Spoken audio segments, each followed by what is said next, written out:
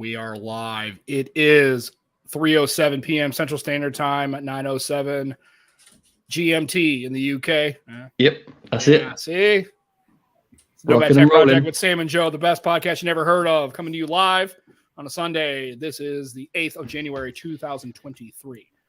If you are listening to the stream, fantastic. If you aren't listening to the stream, you're within 99.99% of the human population. But if you are watching the show, you should be noticing. We have a special guest. We have the late but never great Andrew. I said that. That's our captain. Yeah, I'm just kidding. Ha!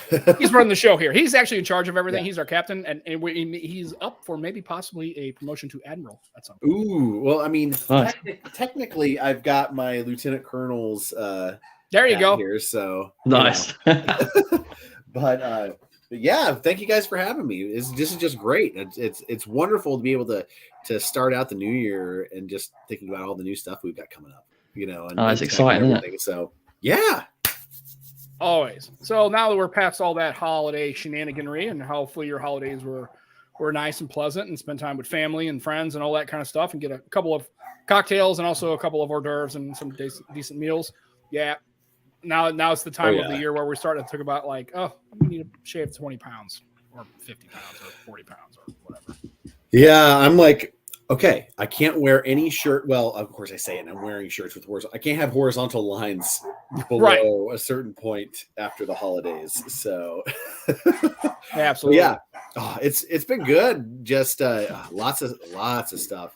I tell you, it's interesting. Like a decent amount of, like I'd say about half the gifts that I ordered didn't really show up anywhere near on time. Dear. You know, first world problems though. But I think that's just about everyone. Right. So. Well, or you could be like me and just didn't buy a whole lot of stuff for adult people in my family. Mm-hmm. Or if we did, it was stuff that I either ordered like a month ago or so, or a little bit ago. So I think a lot of people experienced that in the UK because we had strikes. Everyone was striking, but there was postal strikes. The Royal Mail. Yeah. Yep. Everyone's striking. Well, and we should. Oh, sorry. We should go on strike, Sam. Yeah, but see, they're going on strike because they're trying to actually do something to maybe get better working conditions. We would go on strike and literally no human being would care. Except Lenny might. Lenny would probably care. But at the end of the day, I think us striking wouldn't have the same level of impact, I think, as maybe the people at the Royal Mail. I don't know. You never know. We should try it, and I'm pretty sure. See what Lenny says. Yeah, I'm pretty sure I'm going to be right. I think we're going to get the same bang for our pound, as it were, bang for the pound. So, yeah, you'd have to get paid in the first place to get more. And then people actually have to watch and really like this. If Mr. Beast went on strike, maybe people would give a shit. And, maybe. And here's the thing, just full disclosure. Does he have 100 million subscribers? Is that what I read? It was on Twitter or something where he has 100. Something like that, yeah. 100 million. Do you realize that's a third of the population of the United States? I'm not sure they're all from the United States. I'm just saying, though. Can you wrap your head around the fact that a successful channel is probably 10 to 20,000 subs, and he's got possibly 100 million subs? That's crazy. Well, and here's the other thing, too. I wonder how many people, and this is also just in general, like, for example, with like, I don't really watch Marquez Brownlee really at all really anymore. Right. It's not really just the content for me, but I'm still technically subscribed. So it's like what percentage of all of those large ones are people who just don't actively look at the content really anymore? Well, I mean, you figure let's say 20%. So that's what, 20 million, but who cares? Still. I mean, but at that point, I mean, it's absolutely mind boggling.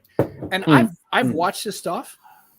It's good. He's talented. He seems like an intelligent chap, but it's like, 100 million subscriber good.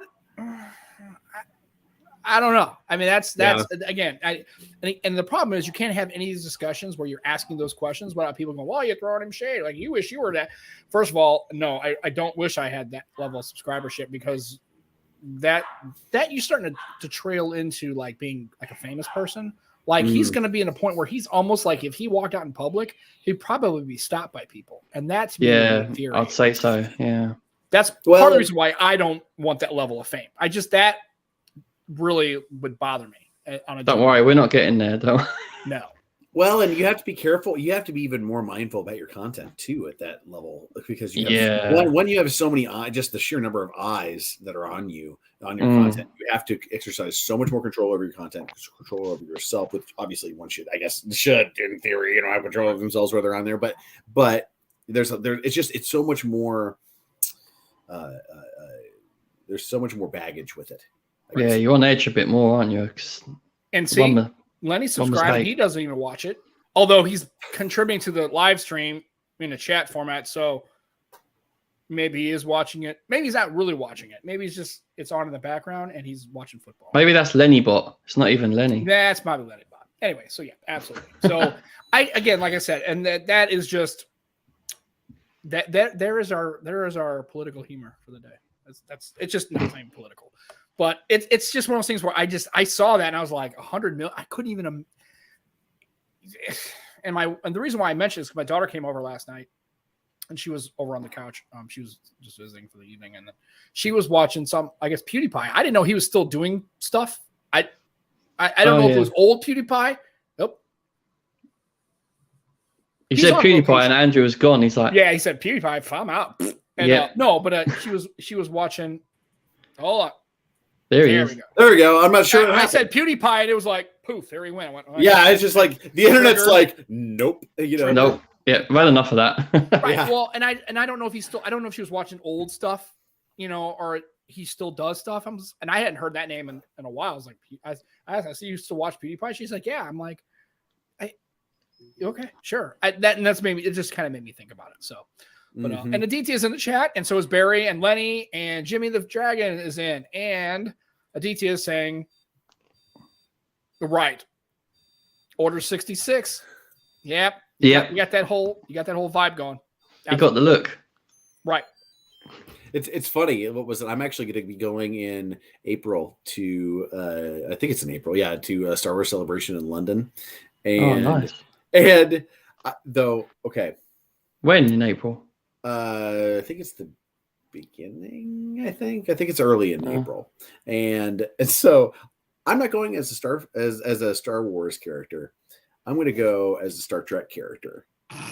Oh, okay. And to mess with people's heads. So yeah, it's like did you guys ever watch so this is old, the Conan O'Brien back in the day with Triumph the Insult Comic Dog. Yeah, and he had that dog, like that character, go to what was it, one of the Star Wars prequel openings, and they had him they dressed someone up as Mr. Spock, and just walking along the line, just giving everyone the bird.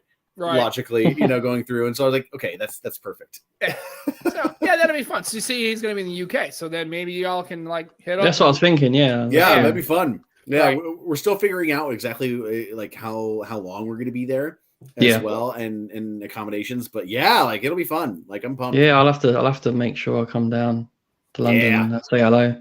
Be rude not to, wouldn't it? Right. Yeah, and then you got to take him to get some proper fish and chips, unlike somebody else. Oh yeah. Who would be aforementioned, not named here. We don't want to Roger. Anyway, so well, I'm glad Roger bot, another bot. He started a live stream today on a Switch, so it looks like he's starting to kind of feel better. I think he was having some medical surgery over the holiday, and then also I think he's still dealing with the whole getting kicked out of his land place, something. I don't know. I'm glad to see he's back.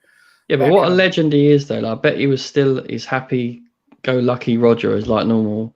Right. Although he probably had some moments where he was probably ready to punch that landlord, probably square in the face. Yeah, but when he's on his stream, he's giving that energy still. It's amazing. He's awesome. So absolutely. So yeah, it's gonna be good. And then I guess CES is over. So that was kind of cool. I don't know much about it because I don't really follow it that often because.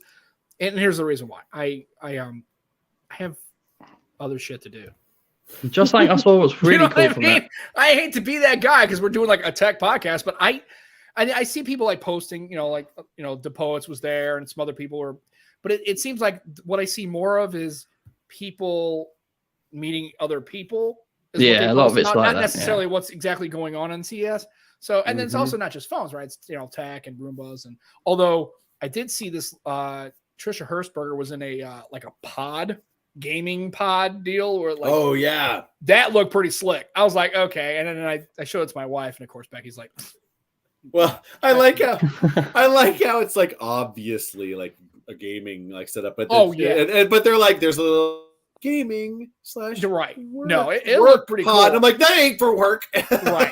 I mean, you could do it for no work, way. but unless you work for Starfleet, then yeah, then it looked pretty cool. I didn't, and of course I didn't see an MSRP, so I don't know how much it would cost, but it looked pretty cool. Although, so I was like, you get your own little bubble.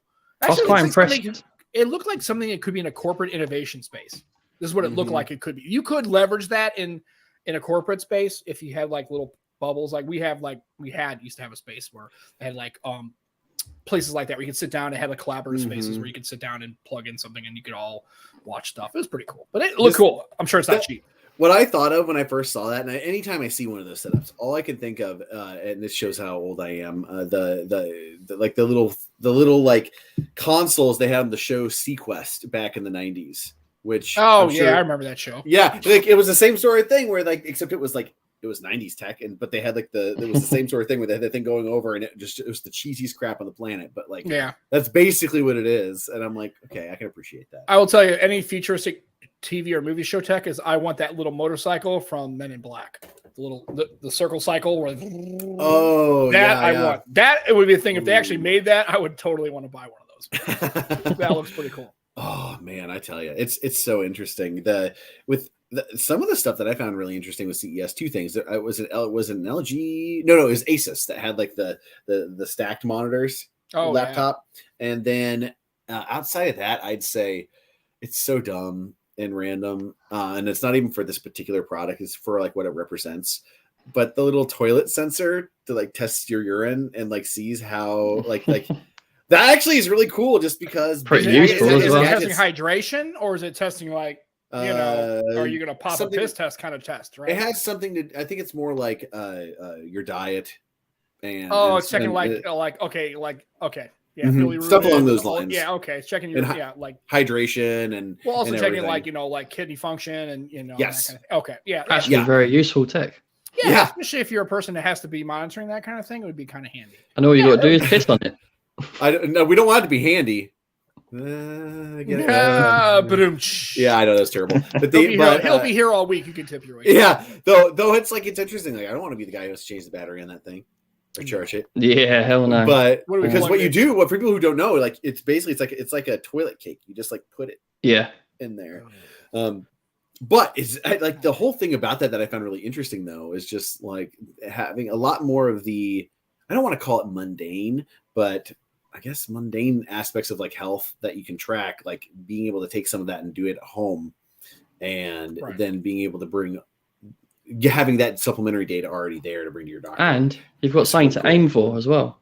Right. Yes. I would sell those little things, but put little targets on them. Little bullseye. Just what that we might do Nomad Tech Project case. Yeah. With our faces on. So you can That's piss the problem. on us. I can't believe that they didn't put like the anti-splash stuff on it of course, why would you? Because then you're gonna have to like you be the first person to try it. I'm like, oh, anti-splash! You god dang it! Walk back out, especially if you're wearing like light colored pants. Then you'd walk back out into the show floor. And you're like, yeah, tested out the hydration cake, did you? Yeah, yes, I did. Didn't work out too well for you, huh? Could you imagine the booth to test that out? Oh yeah. No. Oh yeah. There's just some guy at the booth probably with like a super soaker. And it's just like this is awkward. He's just holding it out like this. Go just shoot for it, dude. No, hold it lower. Hold it lower. He's like I just want it gets like people start making their way out towards the end of the day and they're just like, okay, let's get the super soaker. Let's see if what you need to do is put that right next to a beer booth. Because then people can just kind of come right there. Yeah. But just remember, you're going to have to do the whole thing where you're going to have to kind of adjust as you lose pressure, right? You're running out of, have to kind of walk around and make adjustments, slight adjust. Life's about adjustments, right? That's what it is. Oh yeah. So it looked like a pretty good show, but again, I don't pay a whole lot of attention to what's actually all the tech unless I see like somebody post a picture of it, and so it's one of those shows that I guess I don't pay a lot of attention to a lot of those trade shows just because the only reason I would rather go is just to meet all the people that would be there. Yeah, I'd love to go. That would be the reason why I would want to go. And see, the tech would be interesting in there. Well, it's like the tech that's there seems to be more like cutting edge and underlying tech. Like I remember a few years ago, like they were showing off all of the concepts for flexible displays before we started seeing them. And so it's like I would want to go look at like battery tech or some of that other stuff. And they have some foldable. I saw some foldable Samsung tech and stuff. They had some rollables and foldables, and there were kind of loads of that going on. Yeah, always. Well, yeah. I think now it has a little bit more traction because now people at least can see that there's folds and flips in the marketplace and Z folds and so I think at least to generalized consumers who would be, they at least have now a sort of frame of reference. Like if you use a foldable in public now, people will notice that's one of those Samsung foldables. Even when I use my Duo in public, I still get people asking about, is that one of those Samsung foldable deals? I was like, not really. Not really, no. No, it's not the same thing. And then I prepare to show them, and they're like, "Oh, okay, that's cool," and they don't really care. It's not Samsung. We don't care. You know, it's so weird. I can't decide whether I want to jump in on the foldable side of things or not, because I'm like, I don't know. I feel like with foldables, we are still okay. With this latest iteration is a little bit less so, but of the Fold 4 between Fold 3 and Fold 4, but overall, it seems like there's been bigger leaps in terms of implementation, and that's why I'm waiting basically until we get to a point where I'm like, okay, I feel more comfortable with this now. And honestly, for the most part, it's durability of the screen. Exactly. Exactly that. Same for me. It's just the question marks over durability, and obviously I see them coming back for repairs all the time as well. So yeah, but I don't want to pay monthly necessarily just to have an inevitable, because like sure, it's like $500 versus $20 to like replace a screen if you have insurance from Samsung versus not. But it's one of those things where you're like, but how much are you paying for how long you're going to have the device? That's the thing, yeah. So, and I guess at this point, I would say if you foldables are nice, but you'd almost still have to have really kind of a reason to use it. Like if you're a person who just has a phone because you're just a basic, communication device and you're at the grocery store and you're doing, playing a game here and there kind of thing. I don't really think foldables really kind of are your thing. Well, that's the thing. Like I spoke to someone who got it and he said, I really regret it. I only use the outer screen. So he's got the foldable. He basically only uses the outer screen. So he might as well have any random glowing rectangle. Wow. Right. Because what's the point if you're then you've seen Samsung with tri-folding devices or a voice, and then so now you're like, okay, well now but again, like, okay, if you have two screens or a trifold, it doesn't really matter. You still have a point of failure, right? And that's what I think at this point, but I would tell you, if you start to use a foldable, and I mean, really, actually, that's why I kind of like the Duo, because you don't run into those kinds of problems like Joe's talking about. You have to open this up. Yeah. There's no other way to get into it. You got to open it up. That's the only way you can do it. And so, and that again is a point of contention, because people, like I say, have gotten so used to like looking at your screen, not accessing the phone, seeing a notification. But what better way to drive the wearable category than having devices like that? And I think that's part of the reason why people don't go to wearables as far as like fitness bands or whatever, or full watches, because if you can just pick up your phone, you have the time on your screen, right? And you've got your whatever notification you got on your screen.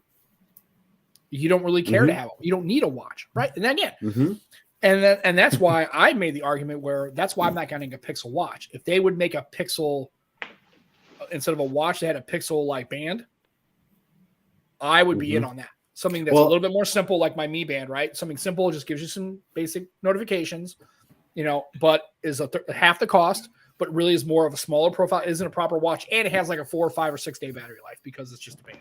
That's why I think if they really want to make a wearable category, I think that they should really. That's what would get me into a Pixel wearable. Basically. See, I would love to see a Pixel watch, but the big difference is it's a color e-ink display. Oh, okay. Yeah, I can see that for like battery. Yeah. Oh well, that and just yeah, in general, because I also had a Pebble, so I love the Pebble. And we mentioned fish and chips, and Jermaine showed up. Perfect. Yep. We have summoned Jermaine. How are you doing, sir? So, and I will tell you, and this is more of a wearable. This is posted to Apple folks, okay?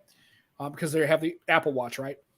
If you're going out on the town and you're wearing a suit or you're in a formal event, don't wear that. It looks tacky as shit. Get a regular watch or don't wear nothing. I will tell you, I was at a function where it was really kind of high end, really formal, and you'll be surprised how many women and men I saw wearing a full suit or a cocktail dress and have a fucking Apple Watch on. You look. Did they have like a nice strap on it, or was it just the? No, it was the Apple. It doesn't matter. It's. Please do me a favor, folks. You can't. I don't care what strap you put on it. If you're going out into public, I don't know. There can be some smart straps out there. I had a nice Milanese one on my Galaxy Watch 3. It looks smart. Maybe if you can take your watch, like I have, I've got this little kind of, it's like the mesh kind of, on my Milanese. But this looks like a watch. This is my Galaxy Watch, right? That's what I had. The iWatch looks the same, right? And I'm telling you, if you got your Apple Watch and it's got a regular standard band or strap or whatever, that sucks. Please do me a favor. Have enough decency to take the damn thing off and put on a normal watch, or just don't wear a watch at all. It's only a few hours. Now, if you have a medical reason why you've got to wear it, I totally get it. But they're not. It's people don't have enough sense to take the damn thing off. It looks ridiculous. Or, like he says, leverage a nice watch band. At least you can kind of make it look. But it's that watch can't look classy. Especially the Ultra. And the story. I don't care what band you put on it. That's a chunky boy, isn't it? It's square and it cannot look classy in a formalized setting. I'm saying, wear your Apple Watch anytime, all the time. But if you're at a formal event, please just switch out to a regular timepiece. See, I think it just looks classier. Part of the problem, I think, of the overall with how it looks is two things: the rounded edges combined with the matte, like metallic colors, make it look less formal, in my opinion. Right, it's significantly more casual. I'm just saying, it's not a good looking watch. It's not formal. It looks tacky. And if you're wearing it to a formal event and it's visible, like a woman, this woman had a short sleeve dress on, and this tacky ass, bulky, stupid looking Apple Watch, and I just couldn't. The funny thing is, I could not focus on her. I kept looking at the watch, going, Didn't your husband tell you, honey, babe, that looks ridiculous. Don't wear that. You have this nice, really, and she was all dressed up, nice shoes, nice dress, nice little handbag, and this danky ass watch on. It looks ridiculous. Just don't. That's why I do see it all the time. I do too. It's terrible. That's why if you truly want, like if you say you have a lot of business and formal stuff you go to, and you still want to be able to do like health tracking, then get some sort of fitness ring, probably. Yeah, or a ring or something like that. Yeah. Withings. Have you heard of Withings? I've not, but I've seen them though. The Scan Watch. They're very nice looking watches. Yeah. Like there was it a Fossil one? There were like not too like a year and a half ago, I think or a couple of years ago, it was like an e-ink watch that had like a dial and then it was an analog. The hybrid ones as well, aren't there? Yeah, and I know Michael Fisher did one of a review on one of those, and it looked really good. And that's just like I just think I'm so surprised that e-ink has not taken off with watches and wearables because it just seems perfect. Yeah. And I think because then you can still get the same smartwatch kind of look, but then you can actually leverage that into any setting, right? At the gym or in a formal setting because it's got the look. I think the hybrid smartwatch, again, like always, right? And isn't it nice that like usually the solution that's for everything is kind of in the middle, right? I kind of like that. And yes, I agree with Jermaine.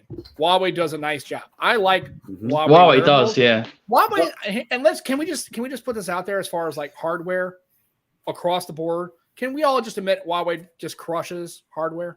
Yeah, 100%. Yeah, on their smartphones, on anything else, they are literally the top of the food chain. Their ecosystem's fantastic as well. Yeah, when they left when they were forced out of the U.S. market, that was the big moment that we started, that the lack of competition in the Android space just grew and stagnation in hardware designs increased exponentially from that point forward. Especially devices that are focused for the US market. Oh yeah, huge. Well, and it's like that's exactly where Samsung, because up until Huawei was like, what was it with the Mate 9 and on all, and after when the P20s Pros and all of those, like before then, Samsung and all the other manufacturers, Huawei was the only one that like decided to go, okay, we need to actually have more than 3,000 milliamps in these batteries and make them bigger. You know what I mean? Like they were the ones who pushed all of this hardware innovation. And then the moment that they leave, Samsung goes straight back to resting on their laurels. And they were on the verge, though, weren't they? Literally on the verge of. I agree with Scoop here. He missed the Pebble, the Elegant, the e-ink on those Pebbles. Those are classy. Like those are legit. People complained about the e-ink on the Pebble Time, like the color, but I liked it even though it was kind of washed out. Yeah. And so to your point, I think, with Huawei basically having the rug pulled out on it by the United States government and all that kind of stuff. And it was funny and the reason why I know AT&T was about ready to actually have a Huawei. The Mate 10 Pro. It was the Mate 10 Pro was actually going to be an AT&T carrier device. And it was literally like 2 or 3 weeks from being announced. And then literally that ban came and that was it. Okay. So here's the thing. How many do you think how many of the AT&T SKUs do you think they actually manufactured? Well, I would say they manufactured at least half, probably 50,000, maybe 10, 20,000 of them. So they probably had to go take them all in and basically reflash everything and change out the circuit boards. Yeah, wipe them and basically either put Chinese ROMs back on them or completely ditch the firmware. Yeah. Well, because it's weird because I don't think the ban happened at that point yet, because whenever I got my Mate 9, I got it unlocked from Best Buy because no carrier was selling it. So I think that the Mate 10s you still could. But then after that, they were like, no. But yeah, I just remember they were going to have an announcement for I remember even the guy at the AT&T store says, yeah, we're going to get the Huawei Mate 10. They were excited about it. And then that came out and literally they had to just basically shelve the announcement. And then that was the end of it. And I still, to this day, I will tell you, if Huawei ever got back in the game and they were allowed to have, and I would even go so far as to say is, if I could use it on AT&T, like if it was on their whitelist or I could still get around it, I would rock a Huawei, like the Mate 50. Oh yeah. What was it? Oh yeah. What was it? I almost picked up. What was it? The Mate 20 X. X. Yeah, that humongous thing you could kill someone with. Was awesome. Oh my God. It's interesting. Like though, looking back now, so it's interesting looking at what's happened to the North American segment of the mobile space after Huawei left. The perfect example of the continued sort of issues that we're seeing too is in the foldable space, where Samsung is iterating basically not at all almost, and all their competitors are refusing to release here. Mm-hmm. And so even though there's better technology, we're not going to see it here in the United States. Yeah. And that's why I still have my P30. Yeah. Great phone. And I'm not letting this thing go. And it's still, and here's the thing, it's not on the whitelist, and yet I don't have to do anything. I pop the AT&T SIM in, it fires right up. And I'm not going to complain about that. I'm not saying anything. It just happens to work. I don't know how. Does it have VoLTE? Yeah. Oh, okay, good. Because every time I have an old Sony Xperia XE1 compact, and it doesn't have VoLTE, and I have Cricket Wireless, which uses AT&T's towers. But since it doesn't work now because it doesn't have VoLTE, if I put my SIM card in there, in that phone, the carrier will remotely suspend my account. Yeah, well, I get that too on AT&T. Really? And the funny thing is, the only two Huawei devices on the official whitelist are the Ascend and the Ascend XT. I think are the only two, because I think actually they sold them at AT&T. But this one should not, and then without fail, I put my SIM in it and it fires up. I'm like, and I know what'll happen. And I know what'll happen if I decide to get a newer phone. I know I won't be able to do that. But I just, like I said, I don't know how it's not on their whitelist, and yet it still fires right up. Like I don't have to call AT&T and do anything. It catches a signal and works perfectly fine. So I'm like, I'm not gonna say nothing. So I love this P30. Yeah, they're watching you, Sam. They're watching you, Sam. You're on a Be list. careful. Fine. You're on a list, Sam. I'm on the list. I'm on a list. All right. So I tell you what, though, I'm pretty excited to actually come when I go to England. One thing I want to do is I just want to go into a carrier store and just be like, whoa, there are multiple Android brands here. Right. You can get an Oppo. What? You can get an Honor. You can get a what? I'll take you to my store. What is this craziness? This is ridiculous. Yeah. Oh, man. Yeah. It's so cool. Yeah. So It is cool. You're on location, Andrew. You're in Tulsa, you said. So are you there for work or just? Oh, family. Okay. Yeah. So it's good. And so what were you doing in Tulsa? You had mentioned it before the show. What were you doing? Were you there? What for your brother or brother-in-law? Oh, yes. So we ended up. So he actually decided to join the PC community now. So we went ahead and I went on PC Part Picker, built and put together a parts list for him, and I built his PC. We built his PC. I was teaching him, and it was a lot of fun. There was a little bit of it. I tell you what, though. So we did an AMD build, and so the hardest thing about putting these together is making sure that you don't screw one tiny thing up, like getting the little the front IO LED lights and everything set up to the right exact pins on the motherboard to make because essentially I had it and I turned it on and there's a light a red LED that pops up on the motherboard. It's like RAM's not seated properly or something, and I'm like, that's my fear. Now do they still beep? Do they? And I have to ask because I did this really long. They still light and beep codes. Because I remember when it used to be if you had something like a hardware failure, it would beep. You go beep beep beep. It was like 3 beeps meant you have a RAM or BIOS failure. Yeah, no, these are just red LEDs on that each one corresponds to a different one, and so originally it was the RAM, and so essentially I had to shift them over because they were staggered, but I shifted them over, and then I had to just switch which one was in what, and then it started working. So even though those same sticks of RAM. Non-parity RAM and stuff like that. I guess they still. I don't. It's been such a long time since I built. I mean, literally, it was like 25 years ago.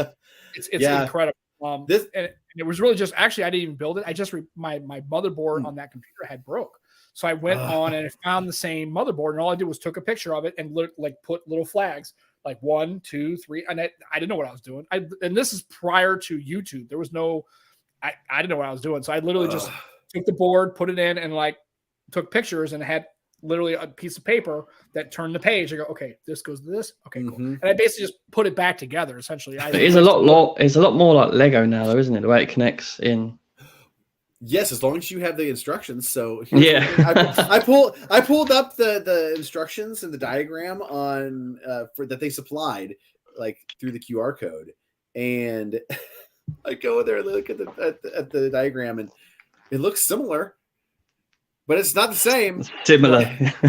And so I'm like, oh, great. And so I'm looking here. Well, I had never heard of PC Part Picker. So that's kind of cool. So they have guides and how to build stuff, and then people take their builds and put them on here. That's kind of I like that's kind of cool. And so it'll pull up you'll pull up the parts list and it keeps the prices updated, and it'll give you the lowest price at where it is, and it'll give you other prices so you can go because you have to go to the individual store to buy. Well, the funny thing is I see they have a great AMD gaming build, and it has here's the parts, and you can just click on it, and when you click on it, it'll give you what you need.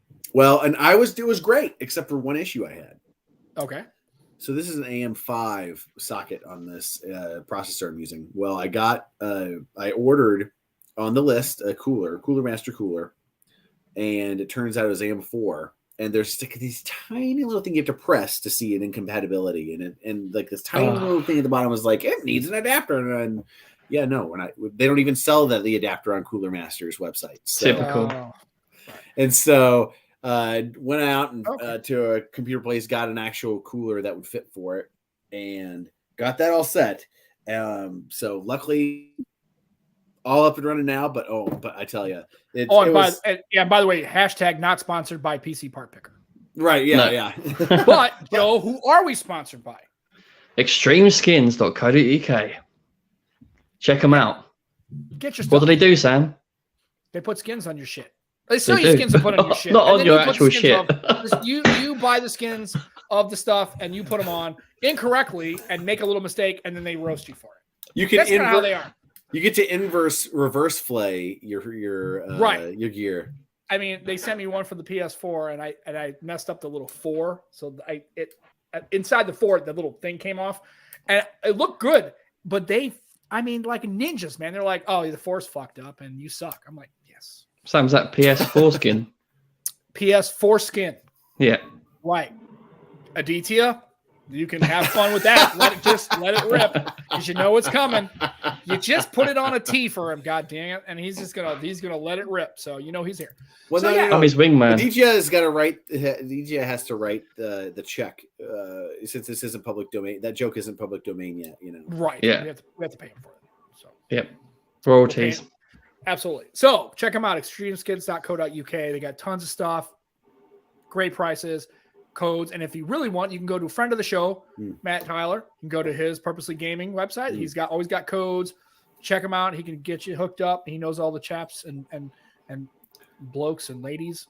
I might email Extreme Skins and say, look, you should change your slogan. Sam's come up with a great one.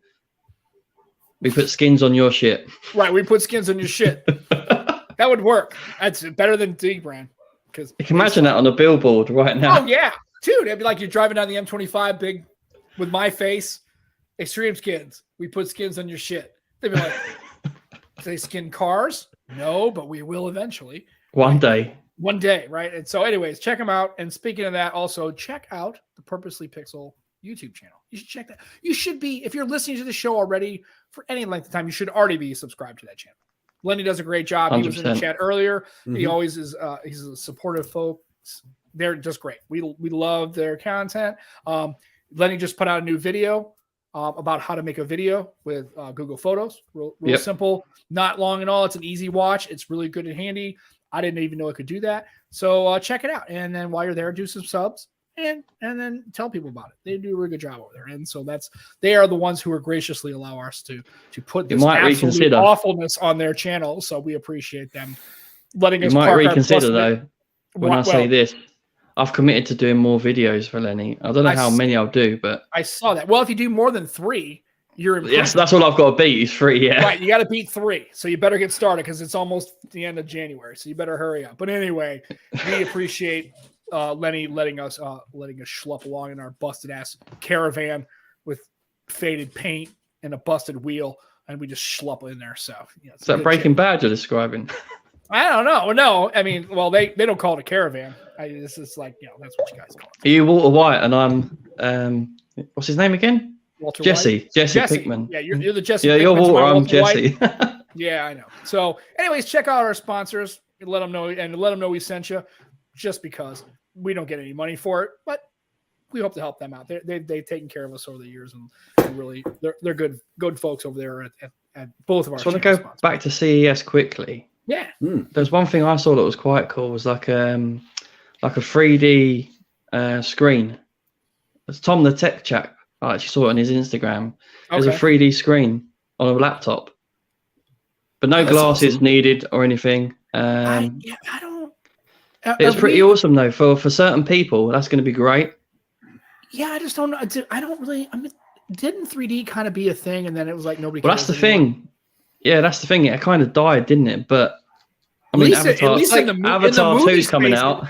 It definitely in the movie space. I know that was a big thing for a while. They had like the glasses and stuff, but I haven't been to a movie in a while. I think I don't know. Do they still do that? I don't even know. No, not depending. Oh, I'm curious if the new Avatar. I haven't seen it because I didn't care about it. Yeah, I've heard you should watch it in 3D. So the new one is doing in 3D. Yeah, that's what I heard. Okay, it makes sense because it makes sense because of the continuity with it. Yeah, exactly. But there are certain films and things I think 3D is good for. But other than that, like Gravity was designed was directed with 3D in mind. Yeah. Another great one, James Cameron's Ghost of the Abyss was really good. I've never seen it. That one is actually a documentary where he goes and dives on the Titanic wreck and gets HD footage. And that would be cool. That would be because they have the footage down of like the ROV of the remotely operated vehicles going down the grand staircase, and so you actually get to see like seeing the wreck in 3D is really interesting. And then I think that, and to me, that would be more of an applicable is the documentary space. Yeah. Yeah, that when is you're doing stuff like that, or just like nature or whatever, that in a 3D space would be pretty cool. I could get out just general overall movies in general. If it has to be directed for it in mind, and not like a 100%. horror movie where they have like the gimmicks of like, here's the axe coming at your face or something like that, Yeah. It's like, that's why Gravity was so good, was because yeah. Well, Gravity was so good because it is 3D space, and they needed to use that. They used that to help convey the story, and it complemented it. And Avatar was like, just like, here's the tech demo, and have fun watching Ferngully in space, Right. And here's the thing: everybody I've talked to who's seen the second one says nobody said it was awesome. Everybody's like, yeah, it's pretty good, or it's like, no, it's a long movie, and it did not work for me. I've not heard anybody walk out there and say it just like was awesome. Like it was crushed all expectations. I've heard people like, yeah, it's pretty good. Or, nah, yeah, it wasn't pretty. Or it was enjoyable, but I don't know. I'll wait. I don't really care. I had a bad habit after watching the first movie for like a year afterward, calling the main actor not Kevin Costner. Because it was also like Dances with Wolves in Space. Right. Oh, so I would stay hydrated. I ran out of juice. Joe's been drinking, looks like water. Yeah, it's not vodka. Yeah. It's not vodka, it's water. Yeah. Mineral water. There you go. So everybody's drinking healthily. To Jimmy. Thanks for the 2 pounds, Blake. We appreciate it. Thank you legend. for always donating to the show. We really appreciate that. And that money definitely goes into Lenny's pocket. And Lenny does actually give us the money. It's pretty nice. Yeah, he does a really good job. He could keep it. And if he did, we would be okay with that because, it's all good. So we really appreciate it, man. So thank you very much. I bought a pre-built the Legion computer, and it's cool because it's got the lights and it's nice. And the reason why I did was because, and this is something else we were talking about too, is I had 2 gaming laptops, right? So I had the Y720, the Legion gaming laptop. It was pretty nice. Had pretty good specs on it. And then I bought, I gave that to my daughter because her other one broke. Actually, she was using my old Alienware M14. It finally gave up the ghost after 7.5 years. It finally just would not boot anymore. And then, so I bought an HP, and it was pretty nice. I liked it. But the thing I noticed, it generated a ton of heat, obviously, because it's a laptop. And also it was just noisy. But I also noticed that it never really left my desk. It was always at my desk. I'm thinking, well, if I'm always going to play games and I'm not going to take this on a trip, I'm not going to play out in the living room, why not just get a dedicated desktop rig and just do that? It's a lot easier. So that's what I did. I went out and gave her my old computer, and then just basically that's it. And I went out and bought this Legion pre-built. It was $1,000, and it's been great. I just play Final Fantasy, and now I got back to World of Warcraft because Dragonflight came out, and it's awesome. Like I thought I was done with World of Warcraft, and then I've been playing it like kind of nonstop for the last couple of weeks. So it's pretty crazy, nice. Right? So, but yeah, it just made more sense to have a desktop, considering the fact that I would rather have the horsepower and the cooling and the lights. And it was just, if I was going to spend $1,000, why not just get the desktop, since I really don't need the mobility for the gaming that I'm doing. So I've always thought of, having moved away over 10 years ago from consoles, it's always, as a PC gamer, I always thought that the future ideally would end up being like, say, if I'm living someplace, and essentially I would have my main desktop computer as like my main computer core, and then everything else, and whether it's in the house, which I have set up in my current house right now, where I can Steam Link into it like remotely and still be able to play, having our network infrastructure fast enough so where we could do it just over the internet. Like that was like the ideal, is just to have like my one central hub, and then everything else. Yeah.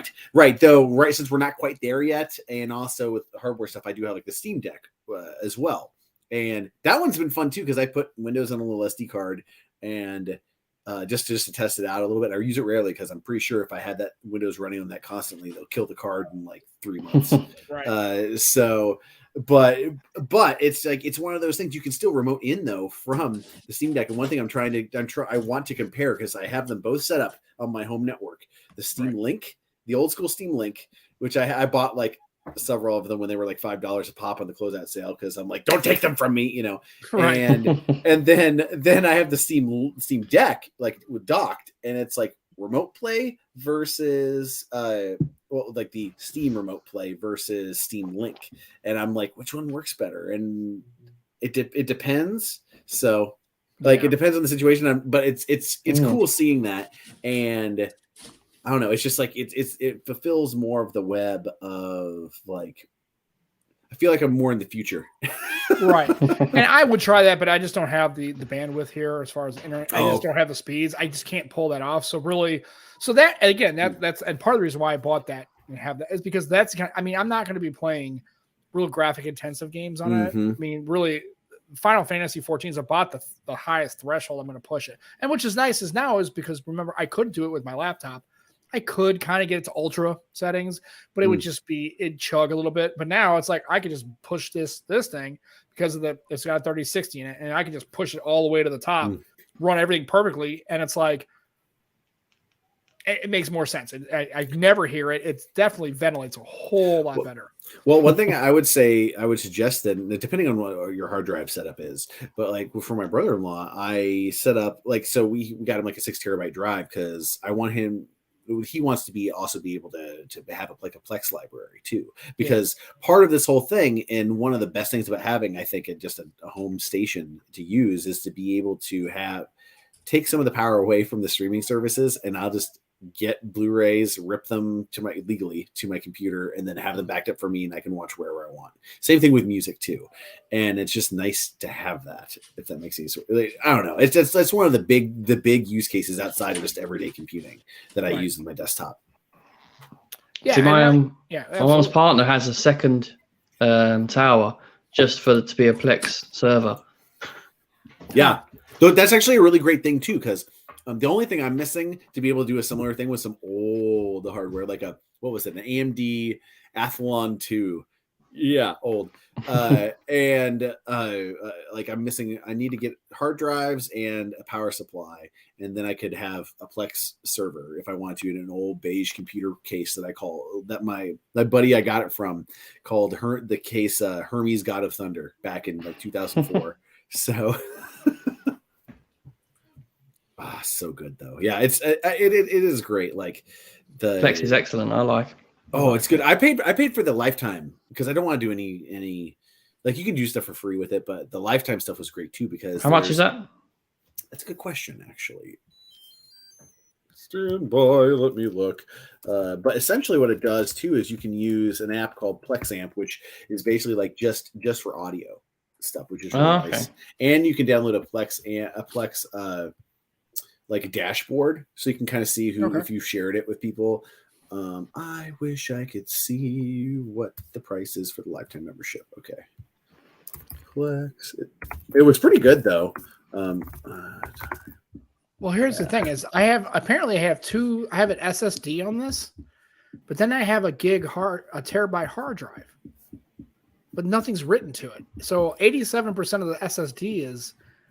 So I was going to install a game from Xbox, like the remote or the whatever, and I can't. I don't know how to get to this HDD. Like when I look at the storage, it does. I got to look at this up. So I don't know. I have no clue. Are you on Windows right now with this? Yeah, I would assume. So you have like you're seeing weird partition issues with your SSD or no? It just so what I see is it shows like when I go to CPU on the Legion. Utility, it shows SSD 208 of 236, and underneath that it has HDD 0 gigs of 931 gig. So I'm like not using any of the hard drive, but I wish I could move some of the. I wish I could run I guess they want to run a primary. I don't have to figure this out. I have no idea. I've never had a dual drive or a dual hard drive in here before with a solid state and an actual regular hard drive. Yeah, essentially what you'll want is the way I set up this one, because I did a similar thing with this computer, is on the M.2 solid state, that's what you put the OS on.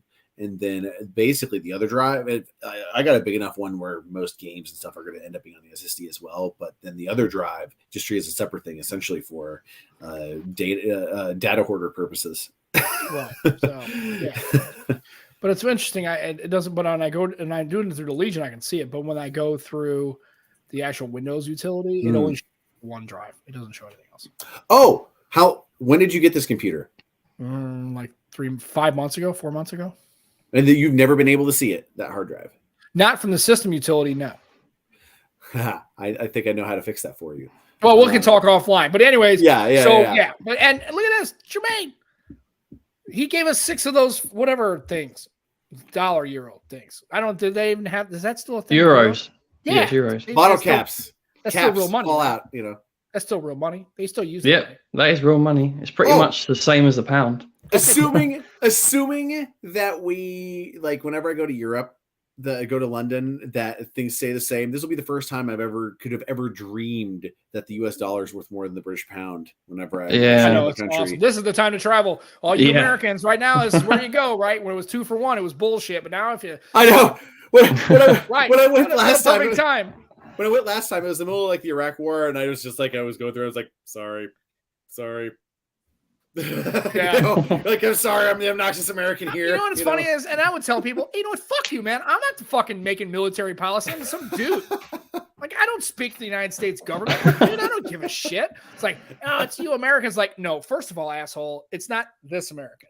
This American doesn't give a shit about any of that kind of stuff. And look, man, I am not your punching bag for the failed United States military policy, okay? It's not my thing. I don't care. I'm here. I came to your country to have a pint, have some fish and chips, and sit in traffic in the M25. Okay, that's what I want to do. That's your dream. That's my dream. And then drive on the right side of the road, which is the wrong side of the road. But also, I want to learn how to drive a British car in the UK and have to shift a standard transmission with my left hand, because that would just freak me out. I'd be trying to it would all screw me up. So I guess my question is the clutch on the far right? I guess it would be, right? No. Okay, so you're driving on the right side of the car, right? Where would be on the passenger side. So the shifter obviously would be in the console, which would be your left hand's gonna have to shift, right? Yeah. But the pedal configuration is still clutch, brake, gas. Yeah, gas on the far right. I thought it would be that it would be the opposite, right? Because in America, the clutch is on the out by the door, right? It's clutch. So it makes sense that you're doing the gears and the clutch with the left-hand side of your body together. Right. So, so that's good, because I was worried about that would freak me out having to try to use the clutch. Dude, I know how many times I would probably drive. I would either blow the engine up or I would break the clutch, because I would hit my right foot to hit the clutch on the right side, which is okay, cool, gotcha. Well, so blinker. Left hand or right hand? Left. For you guys. Okay, same here. Well, everything's the same. It's just physically on the other side. It seems like it's all the same. Yeah, essentially, And here's the thing, mate. It's an indicator. Indicator, It's not a blinker. Don't you indicates. Go there. It indicates where you're going. I'm sorry. I'm from the boonies. I'm from Missouri too. I'm from but I'm closer to the edge of the earth. Right. Sorry, I mean, you're in the middle of Missouri, and I'm I'm in St. Louis. Okay. So anyways, but yeah. So remember, if you're gonna go there, you gotta learn the terminology, and that's why it's been good hosting a show with 2 guys from the UK, right? Because I started picking up on indicator, right? That's what they call it. The boot. That's the trunk, right? You call it the boot, right? The torch. Right, exactly, right? It's a lift. It's not an elevator, right? Call it the lift. The loo, right? Get in. If you're gonna be there, don't be that American, right? You know what? Have to take care at least with the loo, it's 1 syllable. Let's call it the head. Ooh, but if you're on a ship or yeah, right, you're military, yeah. Barry Johnson, myth man, the legend. The absolute awesome man that he is. Engineer Supreme with extra tomato and plus sour cream. Thank you, sir, for the $10 super chat. Love you, man. Barry's been, first of all, he's a fantastic human being, but just a supporter of the show and great guy all around. He's always in the streams that I'm in. And anytime I show up, he's always the first person to say, hey, welcome, Sam. Hey, Sam. Reggie's in the chat. Love me some Barry Johnson. And so we're clear, it's very agape. Right, it's very agape love. Just putting it out there, right? Don't get weird. It's not an Eros thing. It's a very agape. Just saying. He's my man. I love him. Yeah. So a lot of love for Barry. Absolutely. So I was just curious. So when you're going to go there, if you're going to be there in April, I know you're going to be an American. You're going to stick out like a sore thumb, but just if you can kind of at least throw them a bone and start using some of the terminology they use, right? Some of the lingo, you might get a pass. Maybe somebody can buy you a pint. Ooh, that'd be good. Well, see, I'm gonna. I'll buy you a pint. I'll definitely buy. I'm I'm gonna try to stay in like character as Captain Pike as much as I can. Oh, awesome! It's gonna be glorious. Oh God! You know what you ought to do for us and for the show. We have a specific ask. You have some homework to do. You need to do a lot of vlogging throughout. Can I just ask quickly? Not Captain Pike, disabled Captain Pike, or no. I'll go as the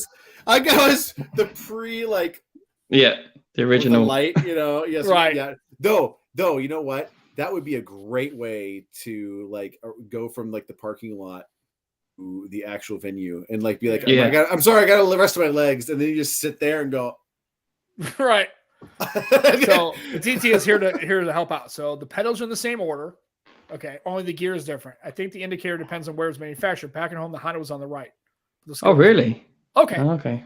But again, he's in Central Europe. So okay. Anyway, so maybe regional variations. I was just thinking that if the drivers was on the right side of the car, everything would be reversed. Like the gear would be on the left, your clutch would be on the right, and it would be on, and that would have freaked me out. But and like I said, and also ER, let you know. Man, thank goodness, man. But yeah, most cars would be automatic as yours. I know. # save the manuals. I know. And here's the reason why. I'm still going to drive a standard transmission because 1, it's easier to fix. It's cheaper. 2, it's a lot. You got to drive the car. 3, you have more control over the downshift when you want to really get into it. Like if you have a performance car, remember, because when you hit your gas and your electric on your automatic, it's downshifting into the lower gear threshold so it can like give you that punch, right? It's not trying to accelerate from 5th or 10th or whatever. It's downshifting. The transmission is downshifting to get you that higher RPM threshold to get you up. What I like about my car is with a standard, I can go right to 3rd. Like if I'm going 75 miles an hour, I can go right into 3rd and floor it. And then we're going to get into the 6,000 RPM range, but I'm going to get a lot of punch out of it. But I don't have to wait for the transmission to downshift from 6th to 5th to 4th to 3rd. Right? I can go right to 3rd and punch it and then go. So I have a lot more control over the rolling through the gears and I like. And plus it's fun to drive. And no, I know it's not going to happen anymore. I realize. So I'd love to see you do a roundabout. There's one in Hemel Hempstead, which is a crazy roundabout. There's roundabouts on the roundabout. You'd shit yourself. Right. Oh, I know. I can't wait. I'd like to have my car. And that's the thing is, if I did go to UK, I would love to take my Mustang to UK. I'd love to go into your Mustang. Dude. Yeah. I don't even think, do they even have them in the UK? I'm sure somebody's got 1 or 2 or 4. I've seen them. Yeah. Yeah. But I would totally, I'd like to have my car shipped over there and like literally just rock that. That would be fantastic. Just for cool. As long as I go in a straight line, I would kind of like to drive just a Reliant Robin up there for once. The problem is I know if I got to the UK and I would start the roundabout, I'd start to go to the right side and I'd run around with somebody because I have to go. Then we'd have to dress up as Trotter's independent traders. Yeah. Absolutely. So there you go. Right. And then, so again, and he's right. Well, I mean, I think they only say like 5% of the vehicles currently on the road in the United States are actually a standard transmission. Yeah. Okay. So I'll tell you, I'm ashamed to say it, but the only stick shift I can drive is a tractor. That's okay. That's a big stick. You don't really downshift. You don't really. Yeah. Absolutely. I know, and I realize I know that it's a and I get it, and then people don't want to mess with it, and I understand. So it's okay because you can't eat food and you can't text message while you're in you just can't generally be as unsafe with them, right? So, but yeah, it's okay. I realize it's a dying breed. I realize that at some point in the future, as I get older, probably in my late years, I probably will go to an automatic transmission just because I probably won't physically be able to have the when you're dexterity. Yeah, when I'm like 90, like I hope I don't have to drive at that point. But anyway, so it's just a thing. I know. And did you see a friend of the show, El Jefe, got himself a new Camaro? Did you see that? It's beautiful. Nice. That car's awesome. And I'm not a big Camaro fan, but that car is awesome. I have to admit. See his video of it. He's putting out a new video on Twitter earlier. It's pretty cool. Yeah. That's an awesome car. It's starting it up cold. It's beautiful sound. Yeah. Oh, yeah. And that's something you just can't get with a Tesla. And I know a lot of people don't care. No. Well, you know what? That's fine. And I get it. And there's a guy, his name is Jason W on Twitter. He's a big Tesla guy. And I just like to mess with him because I'm not a Tesla guy. And not just the Tesla. I just Sam electric hates vehicles in general. Tesla. Yeah, and just electrical vehicles in general. No matter what, they're going to try to tell you that at this point right now, it's for every use case, and it's just not. It's just not. I don't care what you say.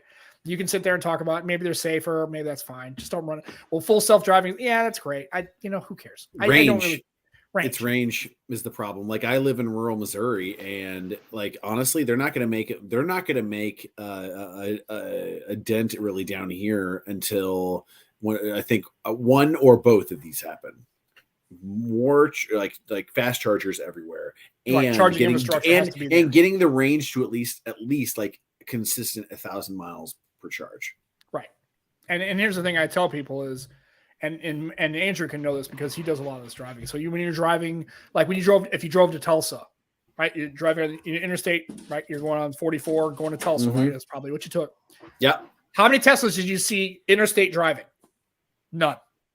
Zero. You're not going to see them because just people aren't doing that. They just aren't. And especially if they live in Nebraska, central Kansas, central Missouri, Oklahoma, they're just not. They're just, you might see an occasional Tesla here and there, but until the charging infrastructure gets better, it doesn't make any sense for anybody who's doing that kind of driving. So I don't know if this happened in the US, but in the UK, there was like charging stations that had massive queues. People were waiting for hours and hours because obviously they're going to travel for Christmas. Well, then I see Super Saft, and he was, and I guess they were like there are chargers on both sides, like it's a double-sided one, right?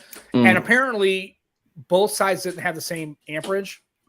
So the one person was getting like the fast charging.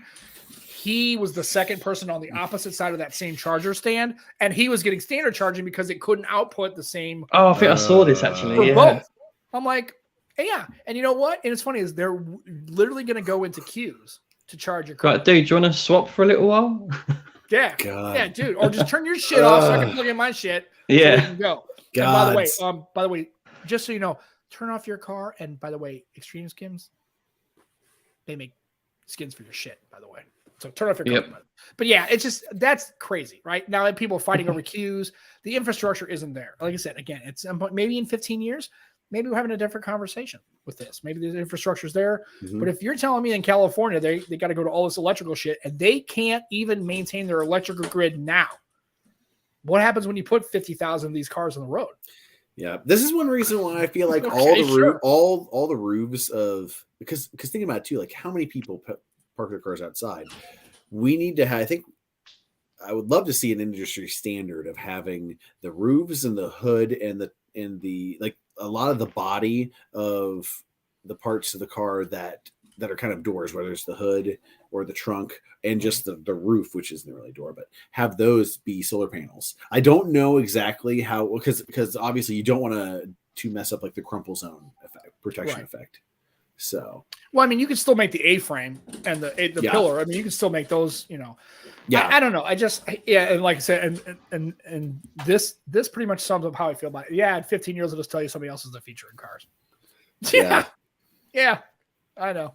It's whatever, man. Like I said, again, here's the thing: if you got the money, you want to spend it, and you want to be that person, go right ahead. I've never knocked anybody for what they want to do. Just for me personally, I'm going to be an ICE guy for a while, and if I do buy an electrical vehicle, it won't be a Tesla. I saw that the Hyundai has the Ioniq 5. That looks pretty cool. I sat in one. I couldn't drive it because, ironically, the dealership didn't have a charger.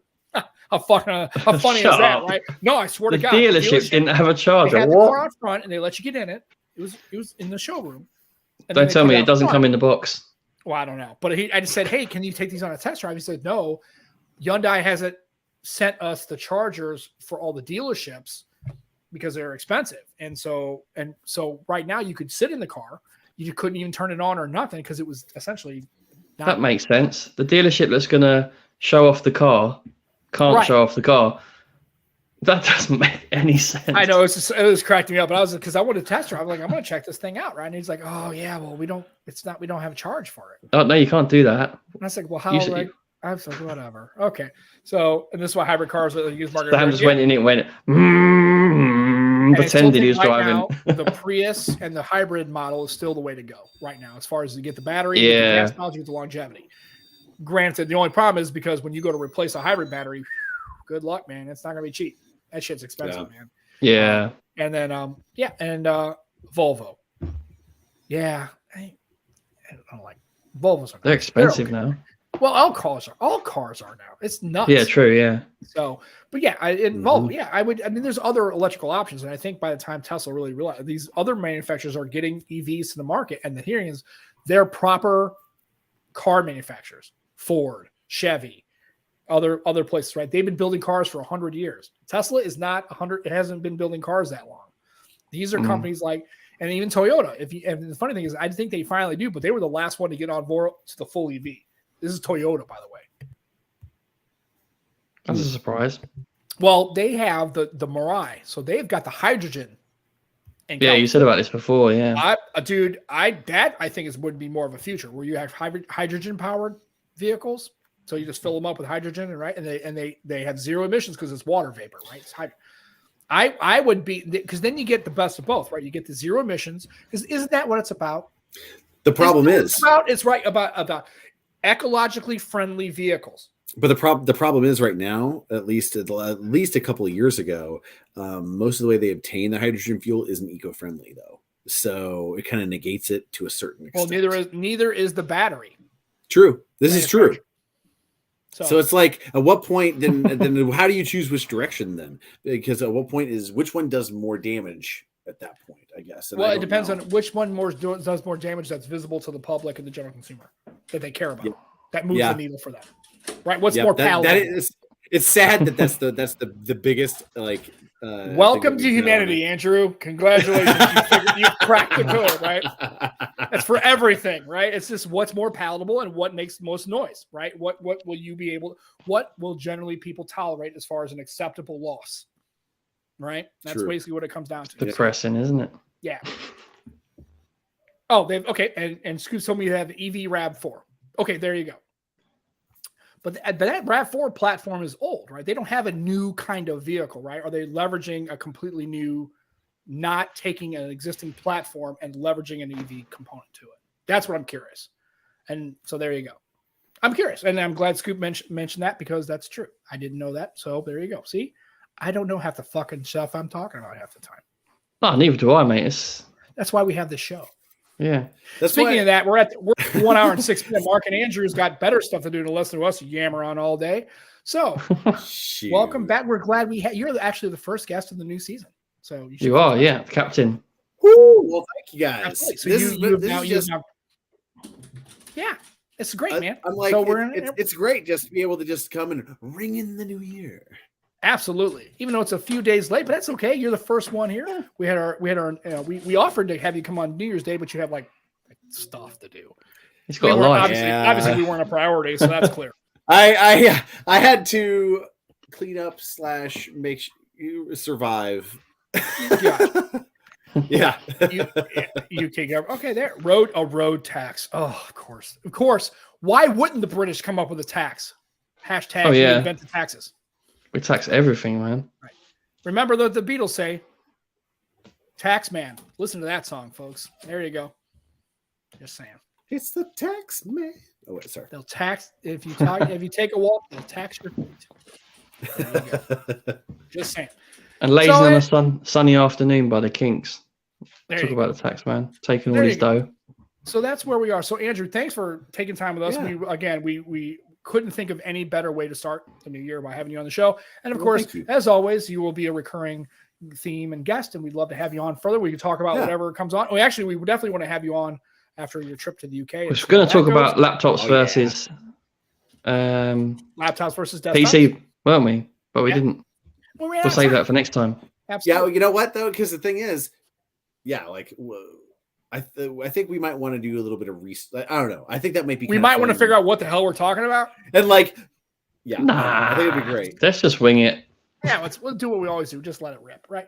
So, and also do me a favor, please, as you're walking around town in London, please do some videos. We'd love to see vlogging, and just kind of be out. That'd be awesome. Yeah, an American werewolf in London. Captain Pike walking around London. Awesome. Yeah, I'll be like, yeah. The best part is it's I don't have the best American accent, but since I'll be in England, it'll sound even more American-y just because no one. You're going to be shaving all this off then. The funny thing is you and I don't hear it. Yeah, you're going to have to, aren't you? So here's the thing: you and I don't hear it because we're both from Missouri. True, because we're a melting pot state. But when you go over either the United States, other places, or I had some lady in Detroit told me I was from the South. I was like, I don't think Missouri is the South, but I mean, it's definitely not Mississippi. Let's just put it that way. You'll see that people will think you'll sound a little bit more country than you really are because you won't hear it, but they will hear it, and they're like, yeah, just get ready because they're going to give you a little bit of trouble. And you know what? Tell them whatever. And if then people want to give you some political bullshit, just tell them, I have to grind my charm skill before I get up there to be able to I'll be good. We'll be okay. Yeah, but do me a favor, get some vlogs in there because we want to see the adventures of Andrew. Oh yeah, we can't wait. It'll be great. 100%. All right, Joe. Anything else? Are we good? I think we're good, mate. Yeah.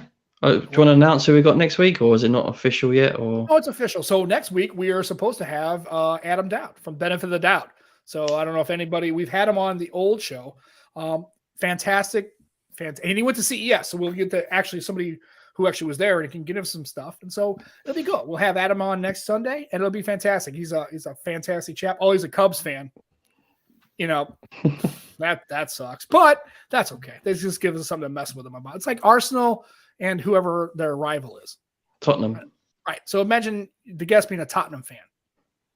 Yeah.